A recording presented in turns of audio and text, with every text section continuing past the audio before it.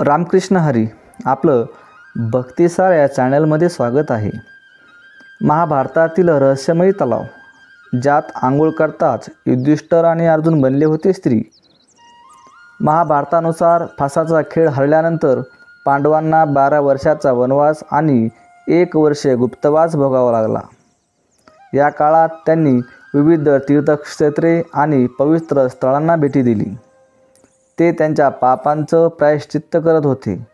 तेव्हा त्यांनी या 2 सरोवरांना भेट दिली.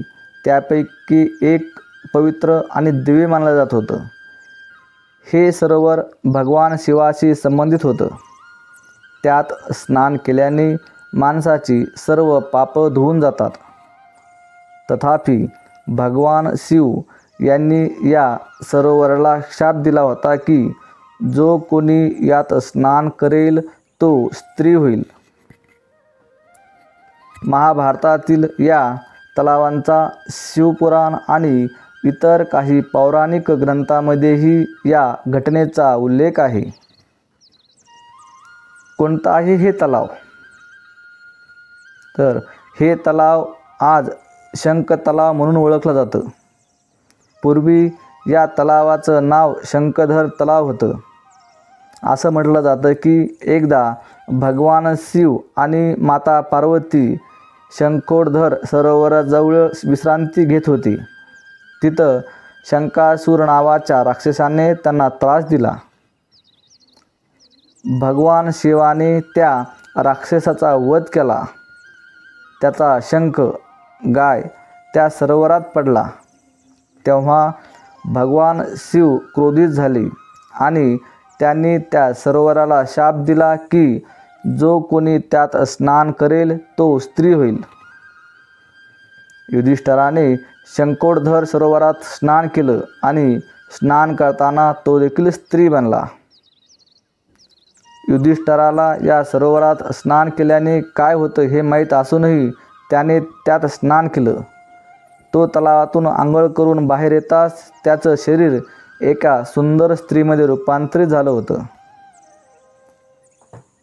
पांडवाच्या वनवास आणि गुप्तवासाच्या काळात त्याने हा निर्णय घेतला.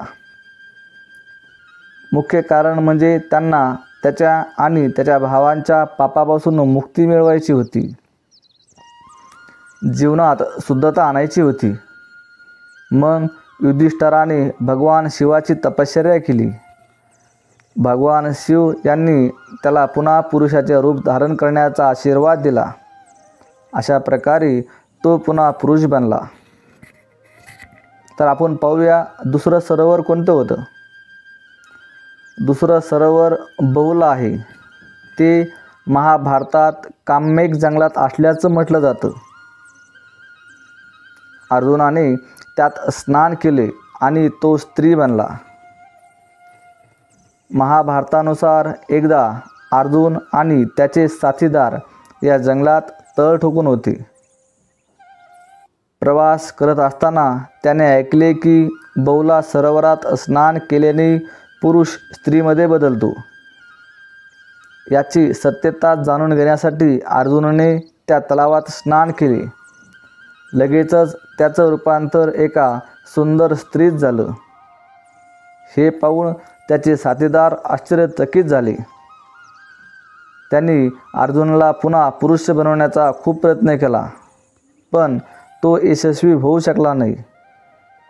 शेवटी अर्जुनाने स्वतः आपल्या दैवी शक्तीचा वापर केला आणि त्याची पूर्वीची स्थिती परत मिळवली. आजकाल या सरोवराचा कोणताही माणूस नाही, पण त्याची कहाणी महाभारतात अजूनही जिवंत आहे. ही कथा महाभारतातील वन पर्वामध्ये वर्णन केली आहे. या सरोवराला होता शाप.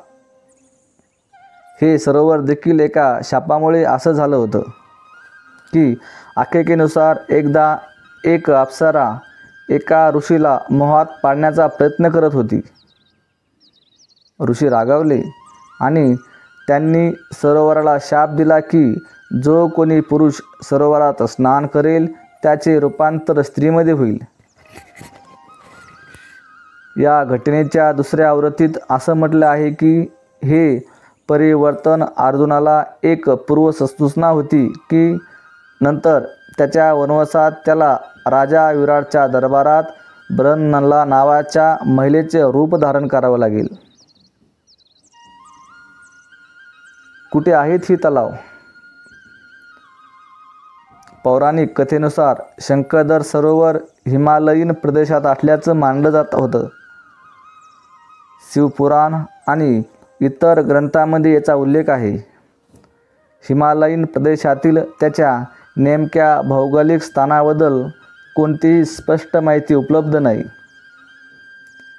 त्याचं वर्णन अनेकदा दैवी आणि आध्यात्मिक स्थान म्हणून केलं जातं. असंही म्हटलं जातं की ते हिमालयातील एखाद्या दुर्गम किंवा गुप्त ठिकाणी आहे. काही मान्यतेनुसार हे सरोवर कैलास पर्वताच्या आसपास असू शकतं, कारण भगवान शिव कैलास पर्वतावर राहतात असं मानलं जातं. एकंदरीत ते एक रहस्यमय तलाव आहे.